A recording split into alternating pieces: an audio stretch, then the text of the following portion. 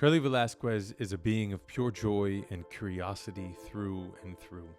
Born and raised in Los Angeles, Curly is the host of PBS's Dead and Buried and the Super Secret Bestie Club. More importantly, Curly is a big thinker, an astrologer, and someone unafraid to lead with kindness. Y'all, I can keep going, but you are about to find out. A lot of times in entertainment, people really enjoy stereotypes. So they really want to see the mean gay guy. I've lost so many jobs because I was like, I just want you to know that I'm not going to like, yes, mama you. But I realized that is what sometimes people want from people of color. That's what they want from queer people. They want us to kind of lean into the stereotypes. This one is full of joy and laughter, big ideas, and an emoji reading. You will see. Enjoy. I imagine it's also generosity of spirit. Like, we're live, by the way. Oh, we're live? Oh. Hello. I imagine it's also generosity of spirit that someone can sit at the counter and be seen. Like, you're loving on people. Yeah. And people see you loving on them. Not being so grumpy. If there's one thing, I know y'all are LA people.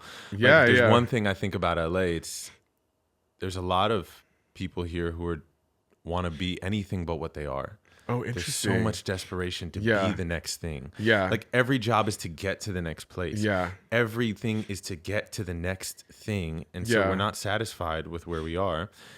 And there's something about someone who's, I'm filling up the fridge with LaCroix. I'm sitting here. I am who I am. I'm Joy. I imagine you were as joying as loving as you are right now. Oh, yeah. And someone was like, yes, I want to hang out with that person. Yeah, that person absolutely. gives more than they take. Absolutely. But you know what's crazy is like I've had this beautiful life, like so amazing. Like I will be sitting on my bed looking through my old iPhones, scrolling to the top or whatever, like, and looking at old photos and being like, oh, I did all that. So like I was a young teenager, like I told you earlier, and I smelled like urine because I used to do cocaine all the time. I didn't, no me bañaba. I hated showering. I was like, I'm a fucking artist.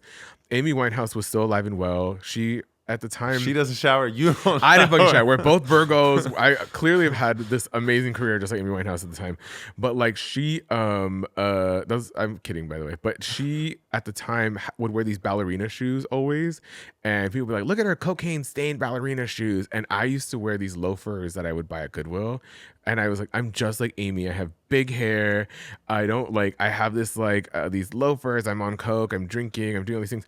But I was very big on career, so I would go bang on doors. So I went to go bang on like David LaChapelle's studio door, and I was like, "Can I work here?" And I was working there like 18, 19 years old when we did a shoot with Lady Gaga for Rolling Stone, and this designer named Jeremy Scott came in, and I hit him up, and I was like, "I'm 21 years old. Can I come work for you?" And so I would be this 20-year-old fucking doing key bumps in Jeremy Scott's bathroom.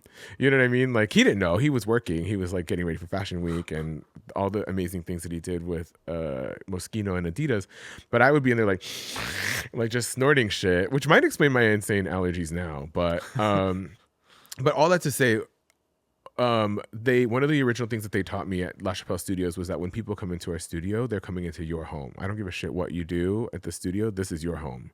And so when I got to BuzzFeed and I was in their kitchen and I was stocking their shit, I didn't care that I had this amazing career already. And suddenly I was catering to kids that were getting out of college and their first job was editing videos for YouTube. Like I had to put my ego aside and be like, this is my kitchen. And in my kitchen, I'm the king. So I used to fucking tell people all the time, like, I just cleaned that table. Like, if you're going to eat there, that's fine, but clean it up. Like a mom, you know, like, está bien que estás comiendo, pero límpiame, como la dejé, como dice yo, you know, like how I did it or whatever. Or I told some girl one time, she put her, I was a guy, he took his shoes off and he put his feet on like, kind of like the little coffee table that we had, but people would eat there. And so I said something like, you better take your crusty feet off of my table. And I felt so bad. I went to go find him later on. I was like, your feet aren't crusty, by the way. I didn't, your feet are beautiful. I just didn't. But I was fearless in that way. Like, I didn't care that I was like, I have a little bit of what me and my friends call like, thank you, Mr. Smith syndrome. We're like, oh, sí, muchas gracias. Thank you, Mr. Smith. You know, like, I had that, but I also was like, pero te me quitas esos pies. Like, you better take those feet off of that table, you know? Anyways, hi, how are you? Thank you for having me. Hi. Introduce yourself. Hi. My name is Curly Velasquez. I'm a Virgo double Scorpio, born and raised here in Hollywood, Los Angeles, and I'm a Latino gay human that's just chilling on this earth, that's like flying through space. Isn't that amazing that Earth is that right now we're like floating, I know, moving also at an insane space. I know. And that at an insane speed, and that if the sun moved just an inch like closer to us, and the sun and the moon moved an inch closer, we would all just be fucked. Which on some days, don't you kind of wish for that? You're like, just a smidge, son, just a smidge. Like today was a little rough. Like I mean, I find myself asking the Lord all the time. I'm like, girl, just hit delete, start again, hit refresh. It's too much, mostly on straight men, to be honest. You want the straight men to you want to do I'm like yesterday, like an Avengers, snap your fingers, straight men are gone. Sitting at a Thai restaurant, and I was like, Lord, I was singing to the Lord in fucking Thai restaurant, and I'm like, take them back, Lord, start again. There's a healing that I think needs to happen that I wish that straight men would kind of allow it's not feminine responsibility to do that, but just kind of like allow I wish that straight men would have the sorts of conversations that gay guys do with each other, and queer people get to have with their girlies, and we're just constantly processing. So there's just a lot of things where I'm like, I'll meet men.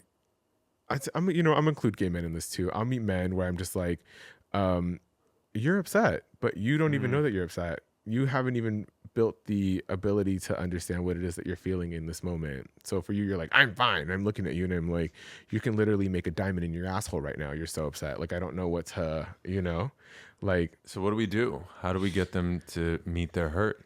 I mean, in a lot of ways, I'm kind of just like, it's this weird setup, I think, in the world where men are supposed to act a certain type of way. We want them to act a certain type of way, right? Like, we expect it. And it's this mixture of how do we find the happy medium of enjoying the things that come with being masculine, right? Like, if I'm in the alley with my boyfriend and someone's coming with me, like, I'm like, oh, we're both gonna fight them together, like we're two dudes, right? Like, but at the same time, if I'm like, babe, I'm not feeling some sort of way, I don't want him to be like, you're so fucking sensitive. Like, I don't want that sort of shit. But it's like a happy medium that I just feel like for me, it's just like, just be open to shit. Just be open to learning and understanding emotions and the nuances that come with every feeling all the time.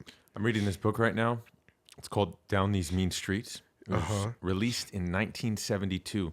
It was banned in America because it was about a man named P.D. Thomas. It's written by P.D. Thomas, born in 1928. He's talking about his life and his life as a queer man in New York City. And of course it was banned because we, don't like that. Yeah. And he's in 1944. He's a young man in New York City. I mean, it starts back when he's like 7, but throughout the whole book, all he wants is to be deeply loved. Yeah, that's real. He wants to be deeply, deeply loved. He wants his father to love him. There's this line that's so beautiful. He says, "Father, did I do something wrong that I didn't know about?" And I'm reading this book, and I'm seeing myself. This was this is 1944, and I'm seeing me. I'm seeing me in 1987. I'm seeing me in the 90s. I'm seeing me in the 2000s. You're 83, you said? Sorry. 87. 87. Oh, okay. I think so many. It's not just men. It's women too. It's everyone. But when I think about these straight men who are so, can make a diamond out of their tight asshole. I think they just deeply want to be loved. And they want to be seen. Also, too, like, one of the things that I'm learning, when's your birthday, by the way? What's your sign? I'm a double Leo with a Virgo moon, July 28th. I love that. My best friend's sitting here in the couch. She's a Leo, too. Shout out.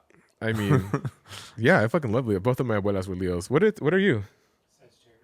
I love Sagittarius. Y'all are people always think Sagittarius are like chaotic, and I'm like, I feel like every Sagittarius I know has their shit together. I don't know why that's a thing for you guys.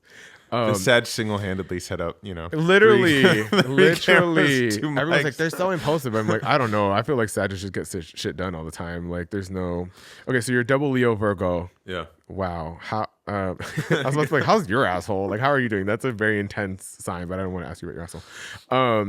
But yeah, I think that with all of that stuff, with what's happening with our collectiveness and like the collective and everything, like, it's weird because we're experiencing ourselves in the internet for the first time. Like, we're just in a whole different world of like what it's just like constantly like spinning is what I feel like. It's a constant like circle of like nuance. It's universes within universes of what is right, what's enough emotion, what's not enough emotion, how do we define love, right? Like, what is love, what is being seen. I was talking to somebody the other day because I got out of a relationship where loyalty was super important, right? But we couldn't agree on what loyalty looked like.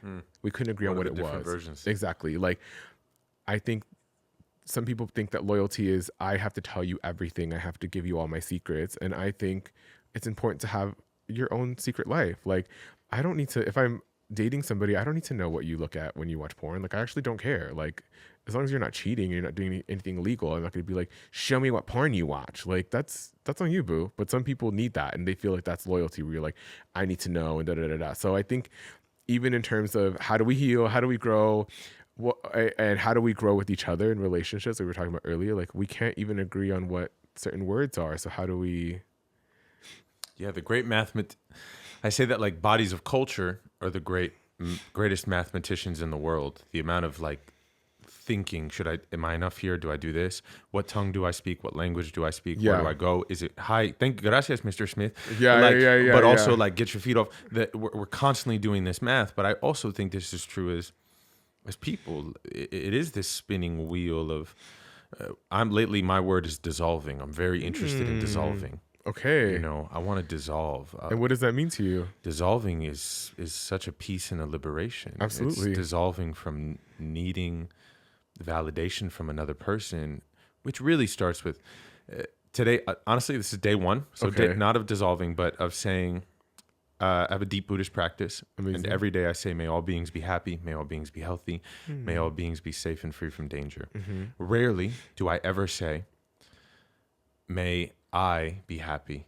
May I be healthy. Not rarely, never. And today was day one. Okay. I was like, before I say may all, I'm going to say may I. Oh, I love that. Well, you're a part of the all, and the all is part of you. So, right. So you're kind of, I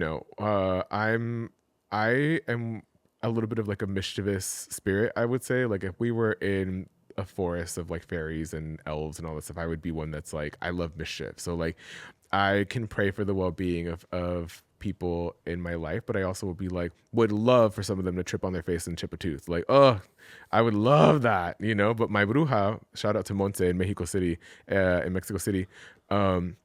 she's like, don't do that, Curly. Like, don't wish things on people. Like, instead, if you have a coworker at work who is giving you a hard time, wish for them to have success somewhere else. Like, wish for them to get a brand new job, so that, you're sending them good energy and you're getting it back, And then, or if you are dealing with an ex and you're just like, I'm sending them so much love. I hope that they find somebody who is, I hope they're better than me. I hope they're amazing and they find love that heals them, so that it comes back to you, because I'm on the thing where I'm just like, oh no, I would love to, see them suffer and see, I'm still a part of that sort of energy, right? But I think we need both. Like, I like being petty in my spirituality. I think that's why both spirits, when I practice or when I pray, I think they fuck with me, because they're like, that guy's so sweet. Like, he's so nice. He's just the nicest thing. And then I feel like the evil spirits are like, yeah, but he also thinks some crazy things sometimes. We like him. He's a little crazy, Like, well, we need the trickster. We need the fool. We need the tarot deck. I love that, the trickster. The tarot deck only works because they're all there. Yeah, yeah. You can't just be one thing. You need every Absolutely. ingredient in the soup. And I think that's what dissolving is. I think that's what emptiness is. I think that's what this spinning thing we're all talking about. Like, there's a lot that goes into to being in this world and trying to, I don't even like to use the word heal, just trying to be free. Can I ask you about this word dissolving? Yeah. Have you ever put like a piece of bread in water and you just like watch it? So I don't know why I was thinking of like Wonder Bread. You just throw it in and then it just like dissolves. So it like doesn't cease to exist. It just kind of is in this whole different, it's just kind of more open and spread out and dispersed, right? Yeah. But then dissolving can also be something that kind of is maybe like a droplet of water, right? And maybe it like evaporates, like, and it still doesn't change forms. Do you feel like when you say dissolve, do you feel like you're like just kind of letting down your guard a little bit and opening up more? Or do you feel like you're kind of like, are you ceasing to exist as a soul person? Or do you feel like you're suddenly just a part of everything? All of the above. So I think it starts with letting down the guard. Okay. If that's all that happens, is my heart opens more and the many masks start to disappear and the many roles and costumes start to dissolve. Yeah. That's huge. Yeah. And then also if the idea of, Chris has to be this, has to work this way, has to wake up this way, has to do this, my bio, if that starts to dissolve and I transform into this other thing that life needs me to be. Yeah. That's cool too. But I think it starts with just putting the Wonder Bread in the water and watching what happens. Right. Yeah, exactly. I mean, I feel like that's all of us. Actually, it is related to my idea of death, and it's not my idea. Same. We don't disappear. You change. Well, I often think that, and I love, by the way, started reading a new book. I started reading a book about Buddhism like months ago, and then I just picked it up again. I pulled it. I was like, I really got to get into this. I couldn't tell you the name. It's like for beginners. It's like a gold book with like a goldfish on it. Okay, I don't know. Goldfish for goldfish. Yeah, but it's basically like, I fucking love it because the way they break things down is really amazing. But I, since I was very young, have always tried to give meaning to like, what is spirit? What are we? We were talking about spinning in the universe, right? And like, I'm like, is this a simulation? What is consciousness? What is it to be alive? Why am I aware of myself? Like, where does the soul stop? Is that insect? Is that little mosquito that I just killed? Like, does it have a spirit? Like, is this, or is it gone because I smushed it? Like, what is God and all these things? And so I feel like when I think about Buddhism and I think about death, I do think about it as like dissolving. I think of it as like cups of water, and then we just get thrown back into the ocean when we die. But I selfishly, through my ego, I'm like, but I really like this cup. Like, I want to hold on to this cup for a little bit. Can I have it? That's it. We love our form. Form is really safe to us. I mean, we were talking about relationships earlier, and that's what people think they're getting from a relationship is some sort of container of form that feels safe. Yeah.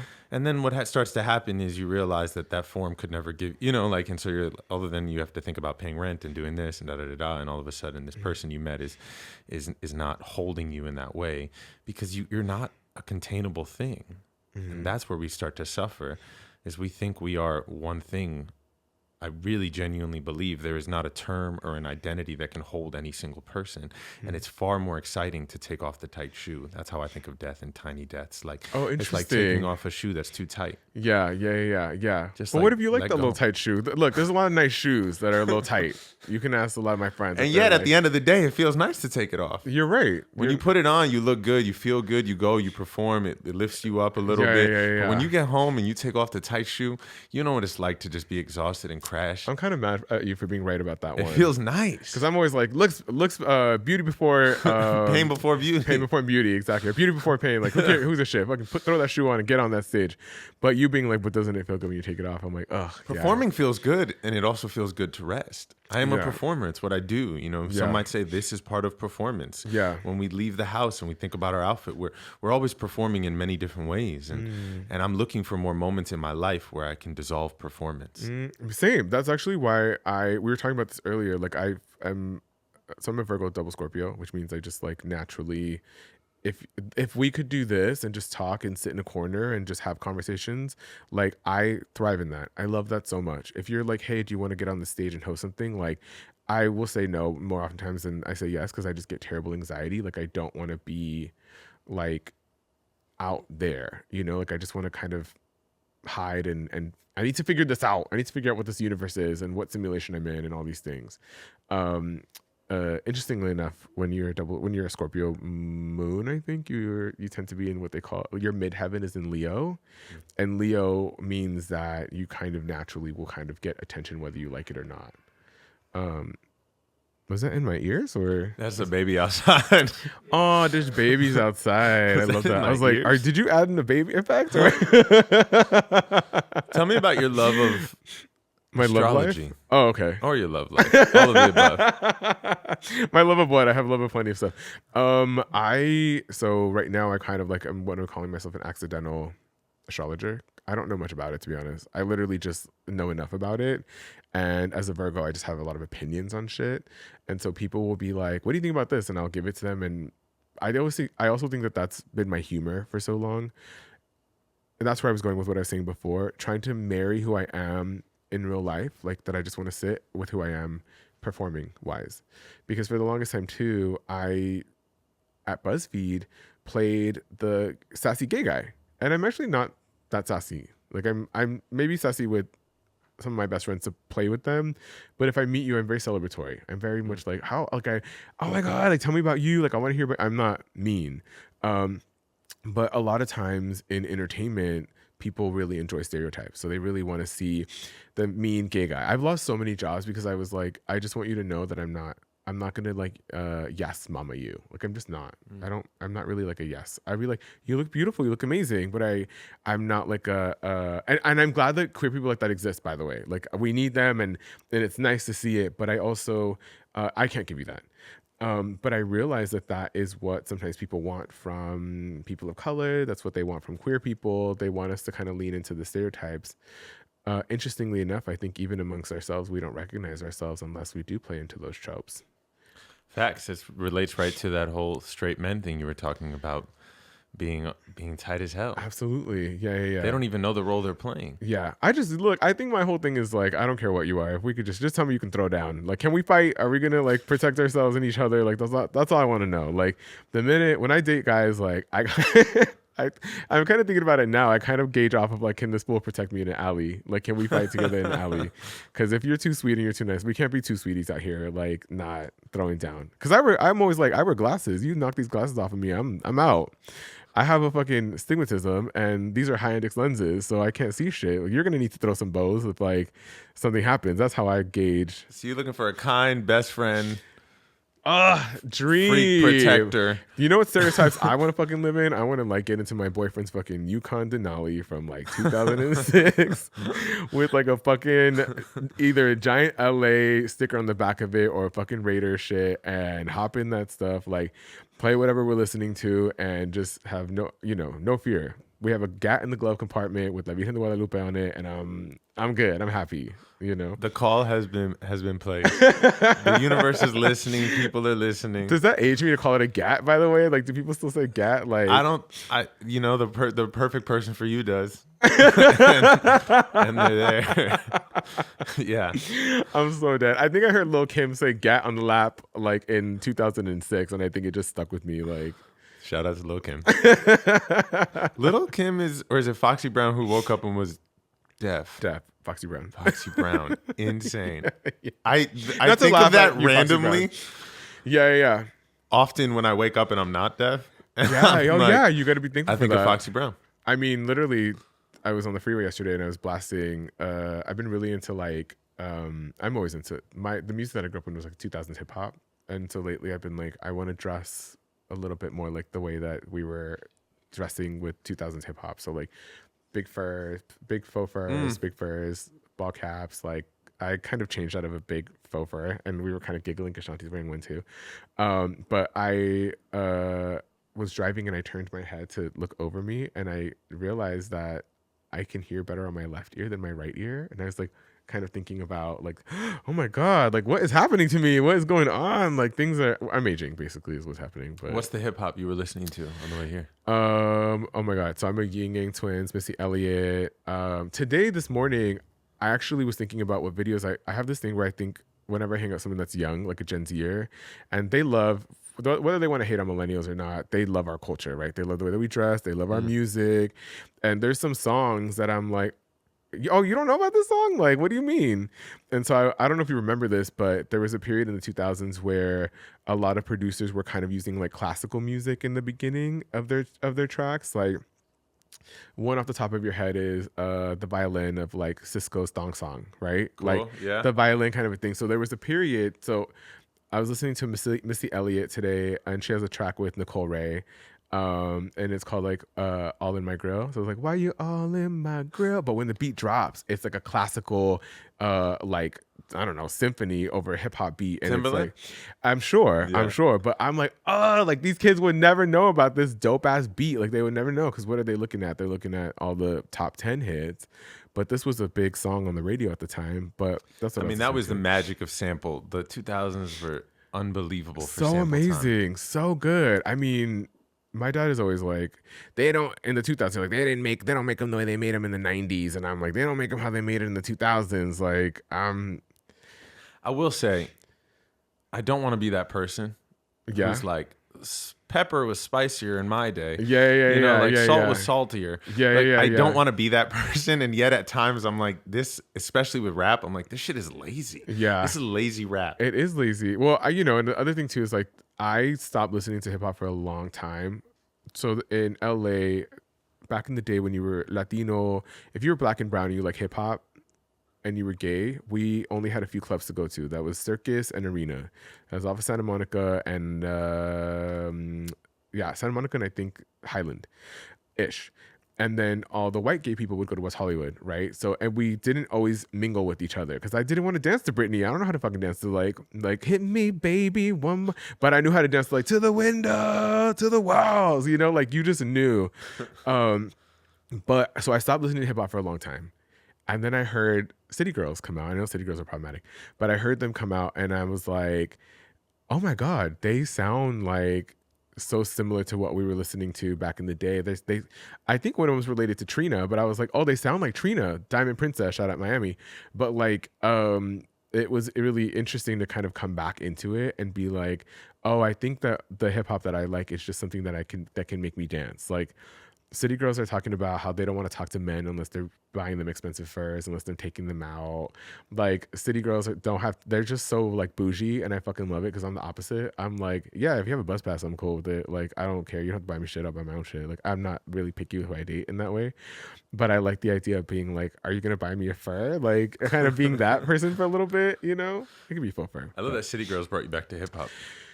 Here we are, Rockin' Missy again. Oh, here we are. That's my jam. What did you grow up with listening to? Where did you grow up, by the way? I grew up in Queens. Oh, okay. You're a New Yorker kid. Yeah, Queens. Amazing. How do you like LA versus New York? I mean, you're talking about Buddhism. You probably love it out here. I think that version of maybe you thinking of Buddhism out here is not even.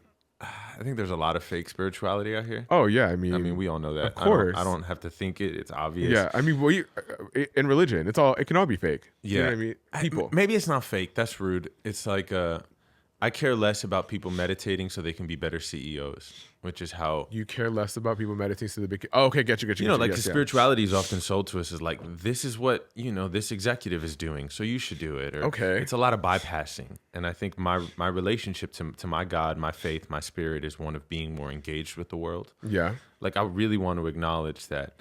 While we're here drinking beautiful glass water from Mountain Valley, shout out to Mountain Valley. It's wildly wasteful. Okay. All at the same time. Yeah. And there are people who would love a glass of water, who would kill for it, who would fight for it. Yeah.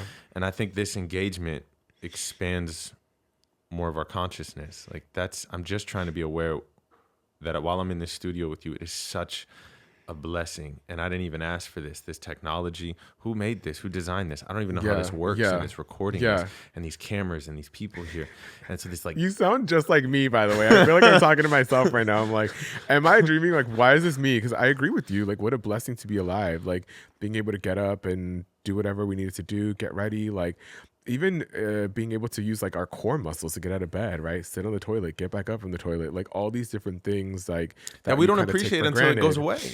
Exactly. Which can go away so quickly. You don't love your teeth until you got a toothache. I mean, I know that's so real. But that's your so teeth true. is like out here not hurting right now, and that's so cool. Yeah. I know. But I think that's the beauty about being alive is like if you can't trip out on all of the things that happen to you and the mundane. My cousin, I just got back from Hawaii. My cousin asked me like, by the way, thank you for ADHDing with me so hard in this conversation because we were just going everywhere. I fucking love it. My cousin, she was like, what do you prize the most in life? And I was like, the mundane. I live for the mundane. Like one of my favorite memories with my grandma, we did a lot. Like my grandma was one of my best friends. She's one of the funniest old women that I've ever met in the world, right? And on the internet. But I have this memory of her in her dementia. She started like rolling up my sleeves, like just sitting next to me and just started like rolling them up. And I just remember watching her old hands and her mind being somewhere else, and she's rolling up my sleeves. And I thought, that's so beautiful. Like that's just, it's so small. And I recorded it and I put it online. And I was just like, I'm going to miss these tiny, tiny just moments that like had never been before, suddenly are, and then never again.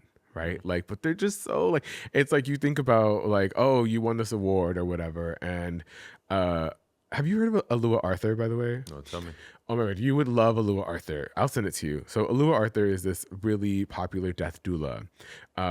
She's African American, and she was a lawyer, I believe, and she was just not happy, and she decided that she would get into just being a death doula. So now she does a lot of talks where she talks about what the processes of dying, what that looks like, and what people experience as they're going. And some of the things that she talks about is that people don't talk about the big awards that they got or the big moments that they think about. They miss like a vanilla shake in their mouth. They miss the way that the grass feels underneath their feet when they're barefoot, right? Like they miss the sunlight in their face because they just can't do that, you know? I had a show on PBS called Dead and Buried, and we basically talked about death. It was about everything death, how to get buried. What is it called? Like when you can assisted suicide, I guess. But they call it something different, assisted death or something. But I spoke to another death doula, and she was saying like the inevitable truth for all of us is that as we get nearer to death, our worlds get smaller, right? She's like, when you're young, you go wherever, you do whatever you want, but as you kind of get closer to death, your life suddenly is just your town or your city, then just your block, then just your home, then just a room in that home, and then just the bed in that room. And that is your entire world now. You just are seeing it from this bed.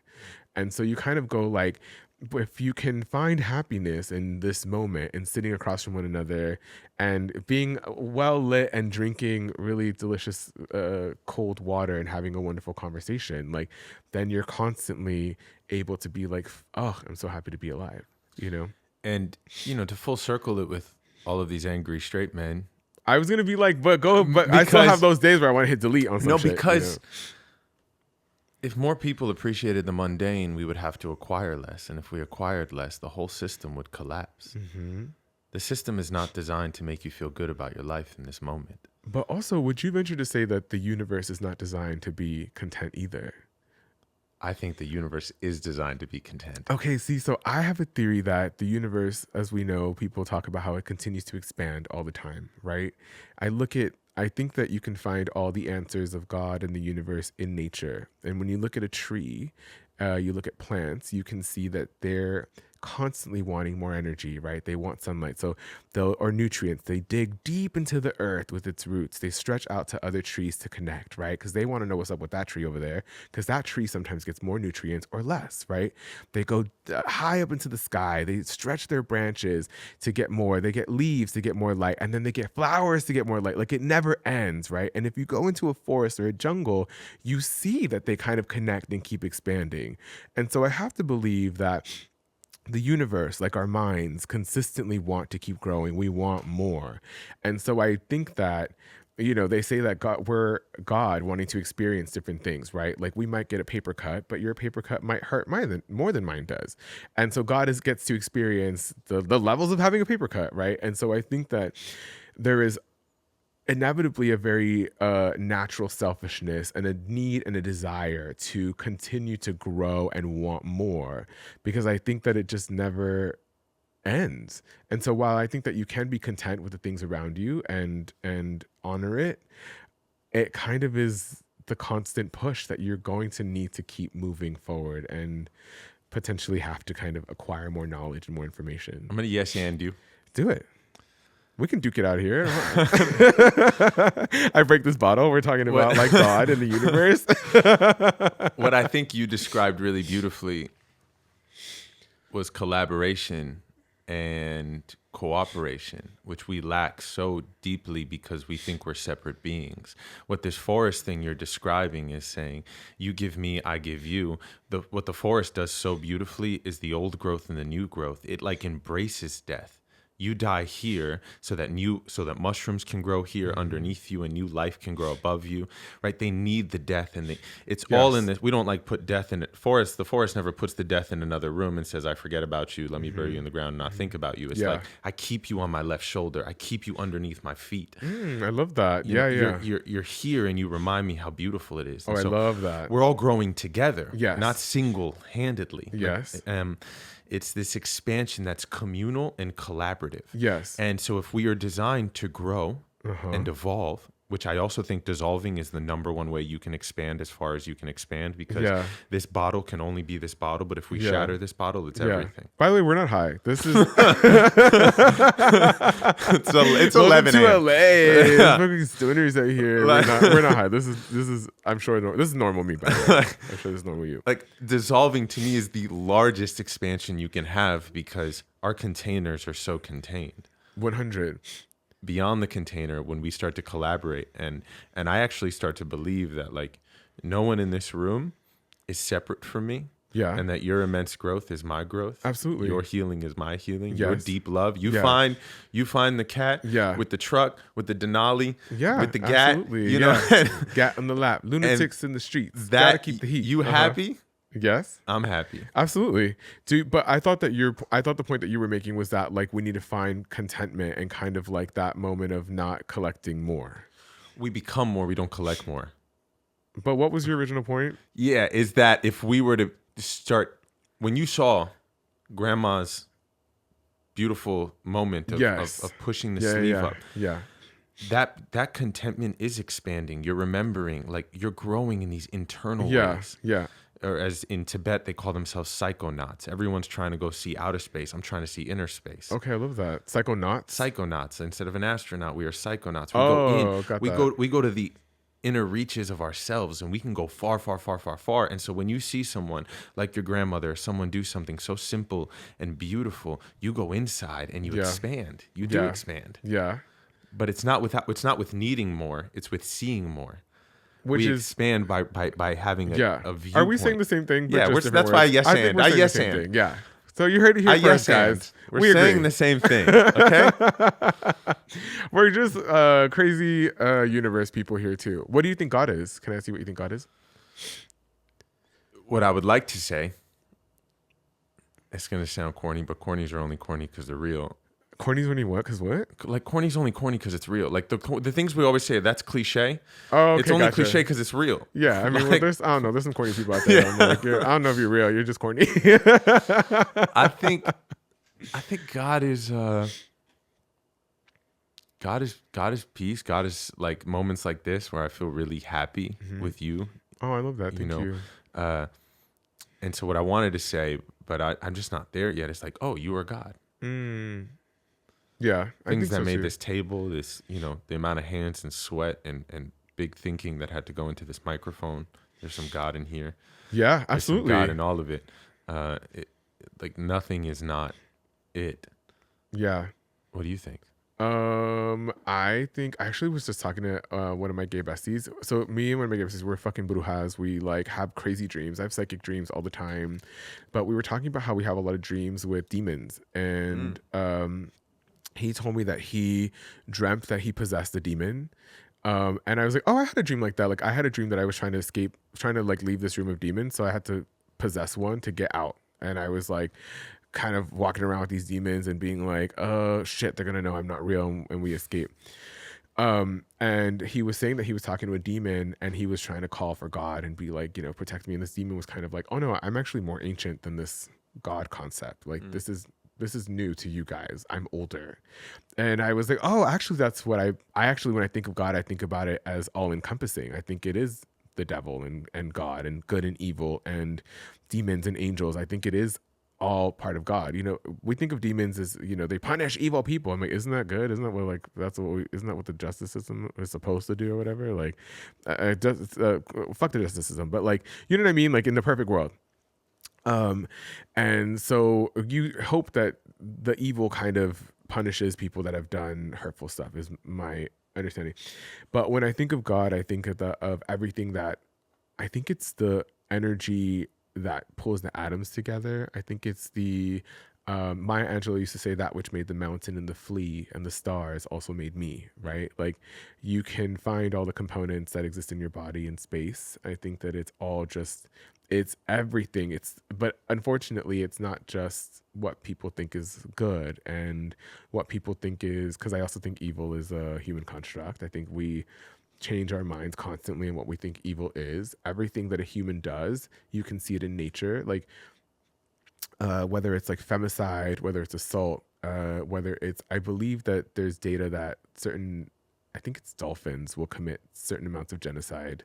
The only thing that I haven't done research on, which is I know I think that's an intense thing to say right now too, and I recognize that, but I think I haven't seen like suicide in animals, but there's some data that suggests that there is. Also dolphins. I think so too, Yeah. right? Like meerkats, the queen bee of the meerkat, she'll kill the other babies, so that the other female meerkats will help her raise her babies. And so I just have to think like, but that's all God, right? Like that's all in nature. But then I take it a step further away from that, where I go like, but then what is consciousness? Because we go like, I'm not going to kill your baby, so you'd help me babysit mine. Like, so I wonder if God is the energy. Like if God really is just the energy that makes everything, and then the consciousness that was born of that, like what is that and who is that and what's going on there? I saw this random TikTok where they were like, aliens don't go around the universe looking for life. They know it's out there. They go around looking for consciousness. We don't understand. Nobody understands how it's formed, where it comes from, who is it created. Like, you know, there's theories about people eating shrooms, and then that's how humans kind of got their consciousness. Do you shroom? Wait, that's a story? Have you heard that? Like there's a No. theory. There's a theory that early humans developed consciousness because they were eating shrooms. Like they were just eating it. And so like, So we're like cave people doing cave type things. yes. And then we're like, shwee! Do you do shrooms? Oh yeah. Do you do ketamine therapy ever? I have not. Oh my God, there's a, But I'm starting yes, continue, because I'm starting a new show where I think I want to record myself doing some sort of there's this, high dose therapy. you should do like a little bit of ketamine therapy. Like live your best life. I'm not gonna tell you what to do. It's so beautiful. Like I do it. It's prescribed by a doctor. I'm sober like 10 years. And so I can't do things to like have fun, but shrooms and ketamine have helped me just build more spirituality. And so I'm like what they call California sober, I guess. Ketamine does this amazing thing where it, and shrooms too, where like it'll develop like a new lane in your head, almost a new idea that when you come down from it, you can access it again and you can find that feeling, which is really beautiful. So like I was on ketamine the other day, like a couple months ago, and for the first time, it's a dissociative. So like I witnessed myself, not as me, but as like somebody just looking at me, and I was like, oh, that guy's kind of cool. Like that guy's so chill. Like who's that guy hurting? You know, like he's cool. And I had this moment of being like, oh, I love you. Like just super simple. And I felt it, and I was like, oh my God, like I love you. I love myself. And then I came down from it, and I was like, I know how to find that new space in my brain where I'm like, oh, I love you. Like, and I think that's kind of like what I was thinking that early cavemen were doing, where they're like, oh shit, I love you. Oh, what is that? You know, like, but yeah, that's a theory that When you're doing the therapy, someone's there with you, headphones, there's different types. So like some people, I have a friend who would go into a doctor's office, and I think they hook her up to an IV and they give her the ketamine, and then she's being watched. But this one is such a small dose that they check on you daily. So you take it in the morning, and then they check on you that night. Like they text you, and you text, and you're like, this is how I feel. And then you do it daily. I don't do it daily. I do it a little bit more. Like, I guess you could call it like recreationally. Like I just do it when I want to meditate, or if I'm going to like a party, but I just want to be like a little relaxed. I'll do just like a smidge of it so that I'm just chilling. Because otherwise at parties as a sober person, I'm like, I hate everybody, and I'm like, why am I here? Yeah, I've thought about doing so I'm making this show about having a year left to live. Okay. Do you have it? Are you okay? I mean, I'm fine. I want to theatricalize giving everyone in a room a year to live. okay. Amazing. And what would you do? Seeing what happens. Oh, it's a whole bunch of stuff. I'd probably masturbate a bunch for like the first. I think I would spend a week masturbating probably. You think you'd spend a week masturbating? Yeah, A full 7? Yeah. I think I would be like, this is what I'm doing for a week. And then I'll go out into the world and like, you know, I think it'd probably be a hoe week 2. And then I'd be like, You got all right, 2 more. let's travel. Wait, no. Oh, it's week 2. Oh, Week yeah. 2, Yeah. And then I travel because I feel like I was a fucking nun for so long. Because for 10 years I was a nun. I basically didn't smoke, drink. I wasn't fucking. I was just like, and then I had dinner with somebody from Europe, and they're like, are you even alive? What do you mean you don't drink or fuck? What the fuck are you talking about? One European changed you from nunhood to this? Yeah. I mean, funnily enough, nuns changed me too, because I wasn't smoking either. And I went to go visit a bunch of nuns, a friend of mine. And the nuns were like, hey, do you want to smoke behind this dumpster? We're not allowed to smoke in the convent. And I was like, yeah, fuck yeah. And I was smoking with these nuns behind the dumpster. So it's funny that you would say that. That's amazing. But yeah, that's what, and I'm thinking about doing some sort of recording some high assisted dosage of some hallucinogenic or ketamine. And You're like, well, bro, well, I don't know about you, bro, because if you're already tripping on the microphone right now, you might not finish an episode if you're high. You might be like, wow, this is amazing. no, it would not be for the episode. It would just be like with a doctor. You know, they do these hero doses where you sort of practice death. Okay. Oh, see, I don't that death drug or whatever. Have you heard of that one No, too? what is this?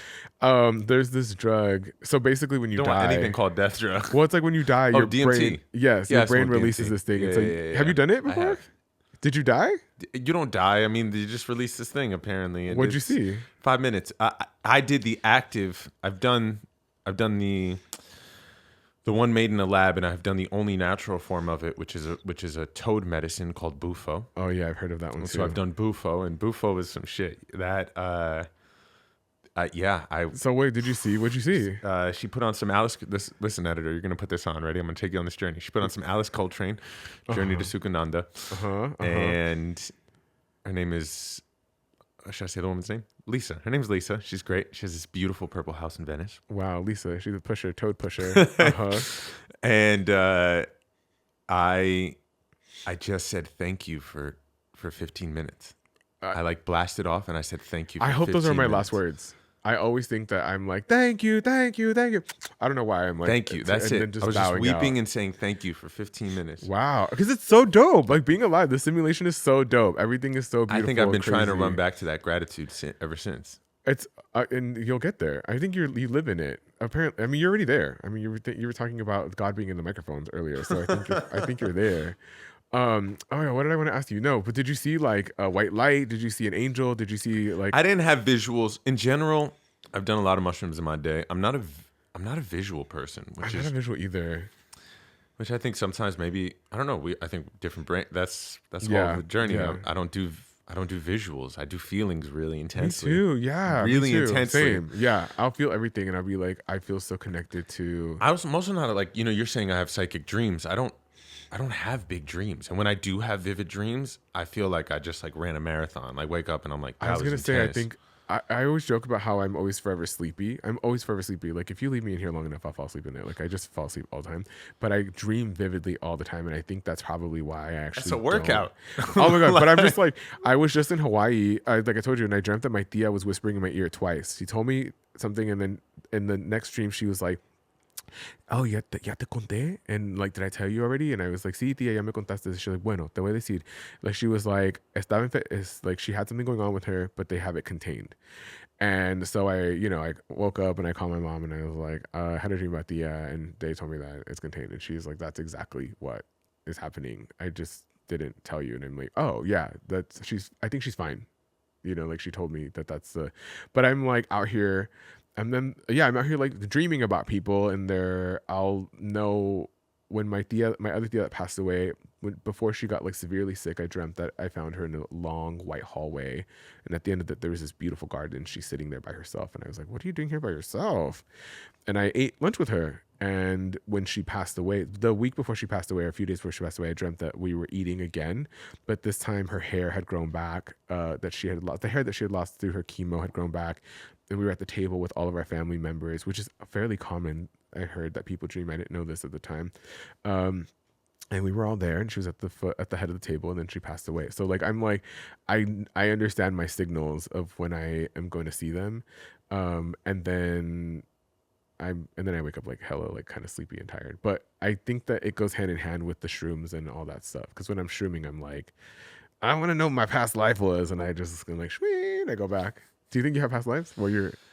I believe in so many past lives, like more than the human brain can comprehend. What was your favorite? Do you think is your favorite past life? I know that I was in the Greek times, and I know this because I've had the real blessing of performing at the Getty Villa multiple times. Okay, amazing. And every time I'm at the Getty Villa and I walk amongst these sort of statues of people's heads, these busks, and I see these animals, and what did they love? They loved performing, and they loved wine, and they loved the body, and these are things I love deeply. I love performing and art and theater and wine and the body, and I look at these busks and I see myself. I see my nose. I see my my features. I see my hair, and so I know that was one of them.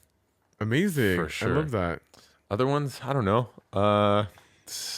I've been everyone's mother and father, you know? Yeah, I Like, feel that way too. Yeah. I had this crazy past life dream when I was a kid, very young. I dreamt that I was kind of all my tattoos that I have now were actually like jewelry, and I had like jewelry in my hair, and it's kind of long. And I had a friend with me who in this life is a woman, but in that life was a man. But I recognized this man as this woman.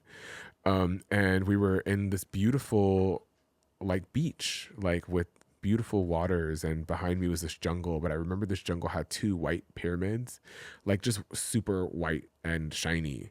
And then I heard like this explosion, and I told my friend like, don't worry, because whatever exploded is, and people were screaming, and I mean, whatever exploded is actually in the city. It's not where we are. We're on the coast. Like, don't worry.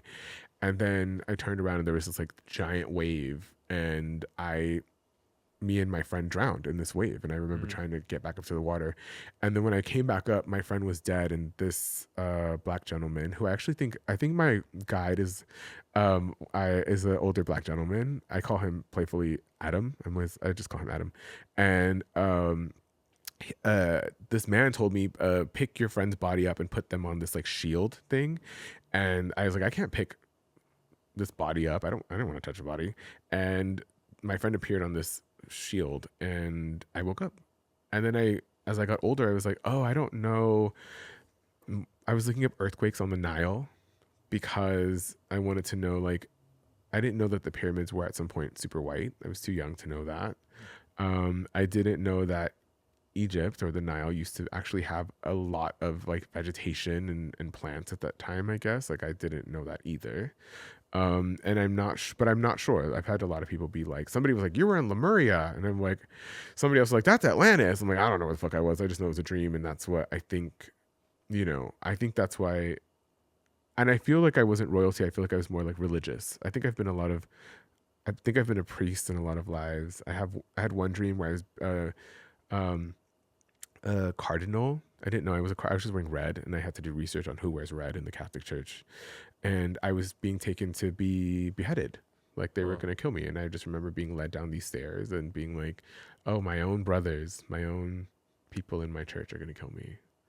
And so every life, and in this life, when I was a young kid, I like 9 years old, I became obsessed with building altars. And so I would collect oils and flowers and candles and things to honor La Virgen de Guadalupe, the feminine only. I was like, I don't need these man statues. So I would have La Virgen de Guadalupe or Aphrodite. Wow. Interestingly enough.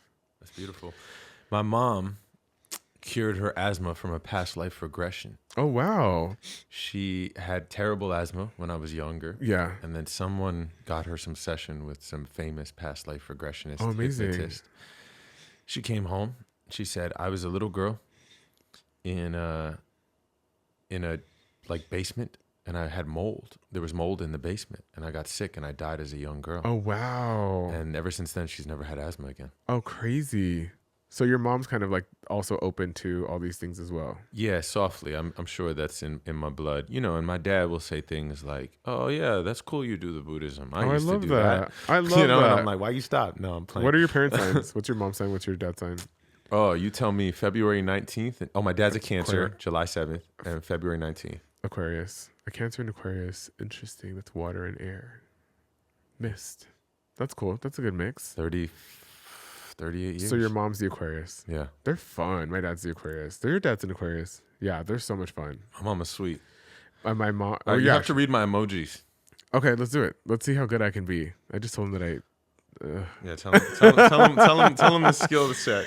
I basically was told to just read some emojis on the fly, and I had to like read several people's emojis and tell them about themselves. But it's not a real thing for me. Like, it's not a real skill. Like, I haven't practiced. Let me see.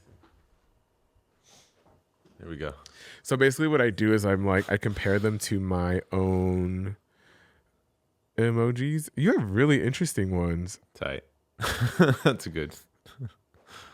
Okay, so I kind of go off of like what they have. So you only have 2 emojis that use the heart. Your number 1 is a heart one. So I feel like that already, I'm like, oh, they're probably just a loving individual because that's your top used one, You have somebody it looks like they're scratching at a wall, but that's you. That's me. What are you doing? Are you scratching at the walls of life? Like, trying to, like, get me out of here? Someone sent me a screenshot of me on television, and I turned it into a sticker, which probably says a lot. Interesting. You have 2 cake emojis and an egg. I like and you eggs. have olive. I love olives. But see, for me, an egg I would be like, oh, what kind of brujeria were you doing? But this is why I'm saying, like, I'm not.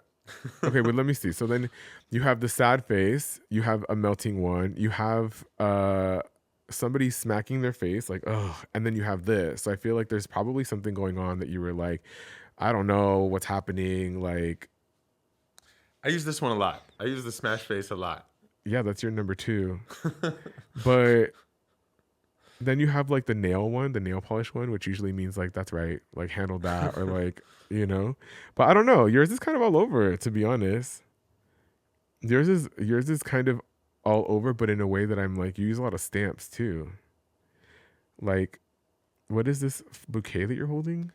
That is, I once learned how to turn certain things into stamps, and you know what's crazy is you have a lot of stamps of yourself, which reads as double fucked Leo. I thought about it. Tell me you're a Leo. I'm like, wait a minute. There's 1, 2, 3, 4. Not 4. There's 4. 4? Yeah. There's one of you scratching at the wall. God damn. There's one of you in the pool. It's terrible.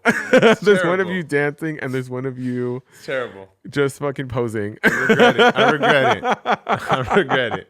So you're a Leo. Got it. Great. Got it. I just like I did nothing but just read out his emojis. So there's no real. How many of me there are? But if I ever do, like, for Shanti, like, sometimes I'll like go into like what I call the in between, and my eyeballs roll back into my head, and I just start writing things, and I'll just predict things.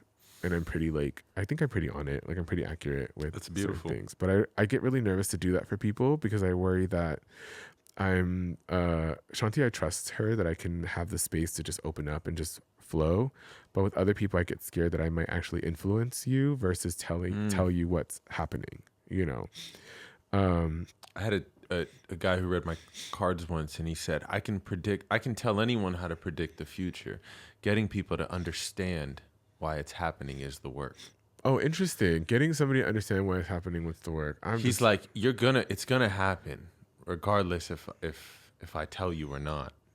Having some sort of intimacy with why you keep falling into the same habits, or why this medicine is taking place. Yeah, that's the work. Can I ask you a silly question? Yeah. Do you talk like this all the time? Do I what? Do you talk like this all the time, like about all these things? Because I do. Oh, yeah. I think Jordan's like, yeah. I literally had a boyfriend one time. We were Jack in the Box, and he was like, "Why can't we just have a normal conversation?" And I'm like, "No, because what is the universe? I'll take a sourdough Jack, but like, what is the?" So I'm like, I just think it's really funny when you meet other people that are like, "Oh man, we're just always in our heads, like." Yeah, but I'm also reading this book right now called On Mysticism, and he does this comparison to. How often are you reading? Sorry, to ADHD. I read every day. How many every day? Yeah. How many books do you read? I toggle between sort of one. So right now I'm reading On Mysticism and this book by P.D. Thomas, Down These Mean Streets. Amazing. So I'll read like a fiction book and a nonfiction book. Okay, I love that. Every morning. I try to do that too. It's been helping me with my ADHD. You were gonna say something profound, and I fucking no. What do you do? How do you? But he compares. He talks about Hamlet, and he says Hamlet. It just words himself to death, literally, of trying to figure it out. And I think part of dissolving is I would love to move past this needing to figure it out. Same. Because we can, as Hamlet did, word himself to death. He destroyed his love with Ophelia. He destroyed his mother. He destroyed his father. He destroyed his kingdom. He murdered everyone and himself just trying to figure it out. Yeah. He could have just lived. I saw this thing that was talking about, to your point, that you don't ask a beautiful song or a really good song why it's so good. You just kind of enjoy it. He makes this comparison in mysticism that like the song is such a beautiful understanding of an experience. Yeah. And so to live a mystic life is one to just be in the song. But I like both. Like, I'm like, yeah, I fucking enjoy the song, but I also want to know how did you do it and what is it about and why am I here and what is music and why do we all like it and what is the whole thing and why is it the universal language for everybody, and then it gets exhausting and then you die and then that's it. Then you die and that's just the beginning. Any last questions for me? Wow. I love how the Leo was like, oh, I'm going to come talk to you. And then it ended with like, do you have any more questions for me? It's a whole other hour of like, let's talk about your life. No, we're just, any last words? That's to not share what you with said. us? But damn. Okay, wait. Now I want to, last words. I don't have any last words except for live your best life, diva. Do what makes you happy. I think that at the end of the day, as what's the word for like not as seriously, like as lightly as you can hold life, I would say hold it, enjoy it, like it's not real. And the inevitable that I've watched two people that I really love die, like go from being healthy strong women just to go into being essentially just flesh and bone, right? And then dust being like lowered into the ground. And so I think that kind of might sound morbid and scary to a lot of people, but it should, much like Alua Arthur says, inform the way that you live your life. Alua Arthur says like you should die from a life worth living, or like live your life like as hard as you can, and you kind of get to the end and you're like, oh, that was so worth it, like I died from it was so worth it, you know. But it's not that serious, babes. Like you farted by accident in the library and your crush heard it, which happened to me one time, and no one cares, no one's gonna remember, and you just keep it moving, and then I die, he dies, and nobody will remember in history that you farted in the library by accident. What about your last words? I love that. Don't put me on the spot. Just kidding. Do you think you have also, so you've witnessed two people you love pass? Yes. But also, do you think you've had, in our sort of small time here, I think I've noticed mini deaths in you. You know, like, bitch. No, I'm kidding. I'm kidding. Just in your, excuse me. You know, in your time, like you're so open about, you know, I was this, or I was an addict and now I'm sober, and just these tiny deaths that I love it. Bring you closer to a world where you can actually embody what you're saying. Let go lightly. Hold on, live deeply, let go again. Because it's not real. I just feel like none of it's real, which is why, like, you know, we were talking about some guy earlier who was telling me that he wishes I was more passionate because he wanted me to get jealous. And I'm like, it's not real. We're going to die. If you want to go date other guys, go date other guys. I don't give a shit. Like, I don't care. It's not real. Like, we're literally, you know, we're all, I hate to say it, but we're all dying. Like, why? I'm just going to live it up, and I'm not going to take things too seriously. And sometimes it's hard to not take things too seriously, and you get into heavy anxiety and things hurt. It doesn't take away my humanity. Like, you know, if I'm heartbroken or if I'm worried about money and all those things, I'm not going to be like, well, who cares about bills? It's not that serious. But yeah, all that to say, constantly evolving, constantly moving. I yearn for more knowledge. I learn for more growth. I am much like the universe and the trees and the forest and the jungle and, you know, all that stuff, just wanting to keep learning and growing. And then when my time's gone and done, I hope that I get to say thank yous. That's crazy that you said that, because that's always been my thing. I actually want to write a thank you letter before I pop off and then have that read at my funeral. I like swallowed deeply when I said that. I went, I love it. I can't wait to read it. I mean, who says I'm going to go first? What the hell? I'm just saying, you can write it. You don't have to write it. You don't have to write it on the day you die. You can write it before. You can write it right now. I hope to read everyone's thank you letters. I'm so dead. I want to read everyone's I can't wait to read your death letter. I'm like, why do I have to go first? You know, I'm writing this performance piece, and I think that's beautiful. I think we should all write our thank you letters many times. I mean, so far you showed me an emoji list of just photos of yourself. You asked if I had more questions about you, and then you're assuming that I'm going to die first. Everything's about you on this thing. And on that note, no. But thank you. Thank you for having me. I really enjoyed this conversation. It's really beautiful it's 12:21. Beautiful time to end this on a Saturday morning in Los Angeles and just talk about atoms and trees and roots and the universe. You know, we say thank you a lot in a day. A lot. All the time. You get a coffee, thank you. This, thank you. Someone holds the door, thank you. How many times do we actually say thank you? Like, really take the moment to thank that person. Oh yeah, I do. Yeah, I'm do. Sure you do. You know what I don't say a lot? Please. I never. Whenever I order something, I'm like, can I get a da-da-da, please? I never say it. I don't know why. Do you say please a lot? Can I please get a? I don't know. I'll let you report back. Yeah, do you say please? I think I do. There's two other people in the room with us. Do they say please? Do you say please a lot? Oh, so you're better than everybody. What do you say please? You say it in a different way. So if you always say, can I bother you for a straw? Oh, that's true. Yeah. Is Oh, that a doing the please? gesture, doing the Yeah, whole yeah. Is that a impersonation. please? Can I bother you for a straw? Can I? That's so true. Yeah, yeah. I literally went to Old Navy the other day randomly. I needed a jacket, and I was like, in the dressing room, like, I'm so sorry to bother you, but can I try some things on? And she was like, you're different. I like you. And she like helped me like shop. So thank you for that. But I don't say please. I should say please more often. Cool. Well, thank you. Thank you. I'm so sorry to bother everybody. Thank you so much for listening to us. Okay, To two fucking energy people over here. Well, bye y'all. Bye.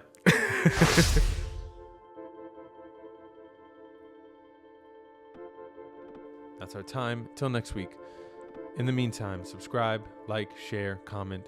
Send us an email at brownenoughproductions@gmail.com. I will see you next week. Much love.